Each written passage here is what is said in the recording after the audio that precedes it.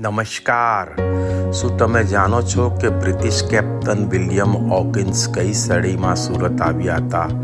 શું તમે જાણો છો કે સુરતની કઈ હસ્તીના ઘરોની ભવ્યતા વિશેનો ઉલ્લેખ કયા પોર્ટુગીઝ ઇતિહાસકારે કર્યો હતો? શું તમે જાણો છો કે કઈ સદીમાં યાત્રીઓ મક્કા જવા રવાના થયા હતા? શું તમે જાણો છો કે 16મી સદીમાં બ્રિટિશ શાસન પહેલા કયા શાસકો સતી પ્રથા પર પ્રતિબંધ મૂક્યો હતો? શું તમે જાણો છો કે આરબો સુરતમાં ક્યારે વસતા હતા? શું તમે જાણો છો કે કિલ્લાનું બાંધકામ ક્યારે શરૂ થયું હતું? શું તમે જાણો છો કે ગોપી મલિક કોણ હતા? શું તમે જાણો છો હાલના સુરતના નવાબ વિશે? શું તમને ખબર છે કે સારા દરવાજા નામ કેવી રીતે પડ્યું? શું તમે જાણો છો કે મુગલ સામ્રાજ્યની ઇમ્પેરિયલ મિન્ટ ક્યાં આવેલી છે?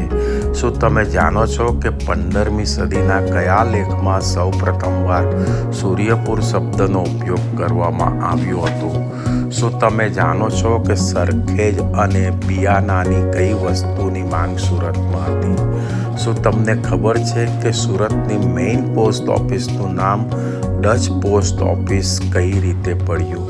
શું તમે જાણો છો કે ડુમસને સુરતના નવાબોએ વિકસાવ્યું હતું? શું તમે જાણો છો કે 16મી સદીમાં કયા વિદેશી નૌકાદળનું સામ્રાજ્ય અરબ સાગરમાં ફેલાયેલું હતું? શું તમે જાણો છો કે અકબર સુરતમાં 48 દિવસ રોકાયા હતા? શું તમે જાણો છો કે ઈસવીસન 1456માં સુરતનો ઉલ્લેખ એક પ્રખ્યાત કવિએ કર્યો હતો? ડુ યુ નો ધેટ જાગીર ઓફ સુરત નવાબ of registered after being taken over by East India Company? શું તમે જાણો છો કે કઈ સદીથી ટાળી સુરતનું સૌથી માનીતું પીણું છે? શું તમે જાણો છો કે ઊંધિયું બનાવવા માટે વપરાતી 3 દાનાની પાપડી સુરતમાં કયા વિસ્તારની હતી?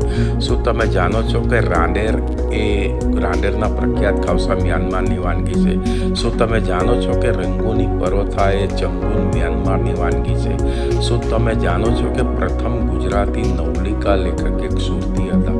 શું તમે જાણો છો કે મુગલ શાસક અકબરને સુરતના કિલ્લા પર કબજો લેવાની રણનીતિ આપનાર સલાહકાર કોણ હતા?